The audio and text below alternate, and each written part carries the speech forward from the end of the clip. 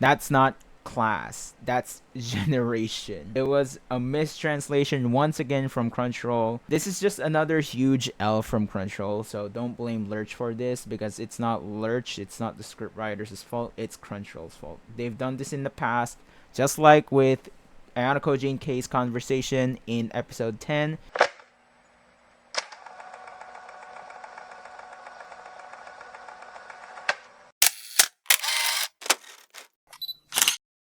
Yo, what's up, TFM Nation? It's me, the TFM Monster here again. So, we're back with Clash of Duty Season 4 episode analysis breakdown.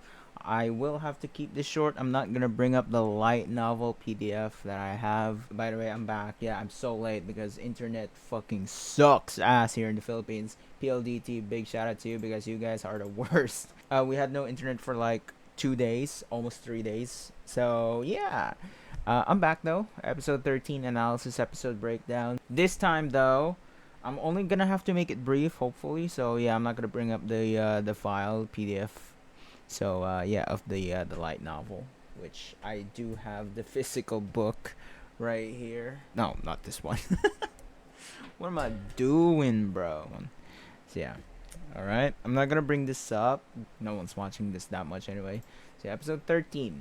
So this episode actually has a very interesting direction. Now remember what I said in the last episode analysis breakdown is I thought they cut out this dialogue. This was in volume 3. This entire conversation, this entire dialogue between Ayanokouji and Nanase are actually from volume 3. And then the volume 4 content starts here. So yeah, when Ichika came in. So yeah, I didn't think that they would move the dialogue. I thought they cut it out in last episode, but they didn't. So that's a huge surprise to me. And also, really, really love these shots. These are my highlights, as I stated in my community post, that these are the best of this season. The close-up shots are really, really good and very effective as well. So yeah. Anyway, Ichika came in. The unfortunate part of this episode is that they cut out the Ichika soliloquy, or mostly probably moved it because there's no way they're cutting that part out. It's essential for Ichika's character, right? Because it's the White Room. So yeah, I thought they would adapt it in this part. So yeah. Anyway, highlight these close-up shots again. Or like this. So polished. Look at this. And then Nanase also looks at Ichika. She looks at Ayanokouji first, then towards Ichika. To front. Oh, that is so good. I love the detailing as well. These are literally screenshot or wallpaper worthy. Like it's worth screenshotting. I screenshotted a lot from this episode because of all the close-up shots, as you can see here. Another good close-up shots, and then more close-up shots. Ichika's devilish grin, devilish smile, which is really, they did actually really well adaptation-wise for Ichika. You can see Ichika's like devilish smile. Look at that smile of hers, and then her eye. This shot solidified Ichika for me. Like, they captured her extremely well. So I'm really happy about this adaptation, even though I'm underwhelmed that they didn't adapt the soliloquy or backstory, the full backstory of Ichika yet. Alright, what I'm glad about this adaptation scene though is that they shortened the dialogue or conversation between Ichika and Nanase, because they're going back and forth with the conversation. They're going in circles. Like there's no ending to this conversation. So even though Ayanokouji says things to back up Ichika's not lying, Nanase just is so convinced that no, Ichika is the culprit. So Nanase cannot be convinced otherwise. Like, she is so on to Ichika, which is like to me. Which I'm glad that the anime decided to shorten and, cut out those kinds of dialogue. So yeah. Really, really good close-up shots as well. And then this close-up eye shot is my favorite. That slow fade in or fade out to Ichika in Nanase's eye is like so fucking beautiful. That has never been done in Clash of the Elite so far. So they pretty much adapted this 1-to-1, so there's no point in diving right into this. But yes, we have Ichika's story that she is indeed the White Room student. But if you're gonna complain about the subtitles and then you're gonna complain about Lurch, no. You are literally blaming others that aren't even there doing. 5th class and the 4th class. Now, if you pay close attention to what Ichika stated, right, in the Japanese, that's not class, that's generation, alright? So it was a mistranslation once again from Crunchyroll. Love the close-up shots again. So yeah, this is just another huge L from Crunchyroll, so don't blame Lurch for this, because it's not Lurch, it's not the scriptwriters' fault, it's Crunchyroll's fault. They've done this in the past, just like with Ayanokouji and Kei's conversation in episode 10. If you remember, Kei in the subtitle in that episode said that they are taking notes of the ones they interacted.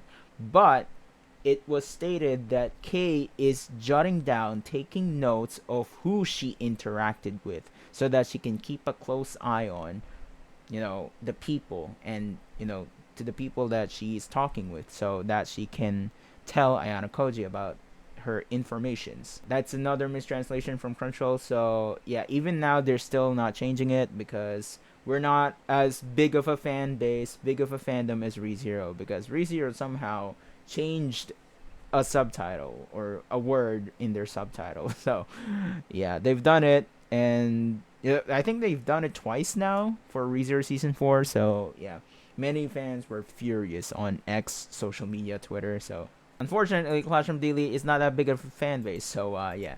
Anyway, many people probably, because they're just paying attention to the entire scene, many people did not pay close enough attention, even though it wasn't adapted, the narration of Ayanokouji, his inner monologue here. Don't go getting crushed without my permission. That's what Ichika said to Ayanokouji. And Ayanokouji said, he did say that, what does she mean by that? Does she mean the people who are after the 20 million points? Is it Tsukishiro? Or perhaps that monologue is literally saying that there's a possibility that Ichika is not the only White Room student. Just like Nanase was sent by Tsukishiro, right? But she's not a White Room student. Ichika, however, is a White Room student. But that doesn't mean that she's the only one that's been sent by Tsukishiro. Tsukishiro is devious. So yeah, you guys remember my analysis breakdown of the opening 3 of Clash of the Elite. You should remember the Jack card.